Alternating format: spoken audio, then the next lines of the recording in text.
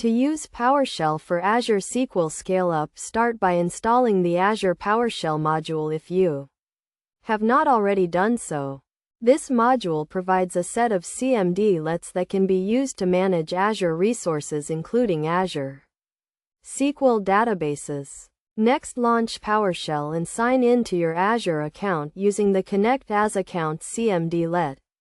This will prompt you to enter your Azure credentials and authenticate with the Azure portal. After signing in, use the Set AZ SQL Database CMDlet to scale up your Azure SQL database. This CMDlet requires several parameters including the resource group name, the server name, and the database name. You also need to specify the new edition and service objective for the database. For example, to scale up a database named My Database on a server named My Server in a resource group named My Resource Group, you would use the following command. Set AZ SQL Database Resource Group Name My Resource Group Server Name My Server Database Name My Database Edition Premium Service Objective P6. Note that the edition and service objective you specify will depend on your specific needs and the requirements of your database.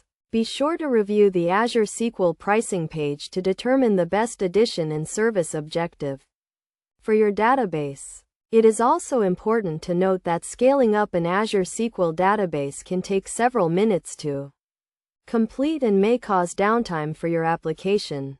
Therefore, it is best to perform this operation during a maintenance window or at a time when your application is not being heavily used.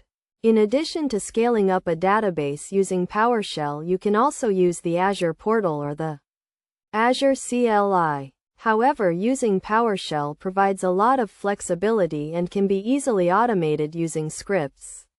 Finally, it is a good practice to monitor the performance of your Azure SQL database after scaling up to ensure that it is meeting your performance requirements. You can use the Get AZ SQL Database CMDlet to retrieve information about your database including its current edition and service objective.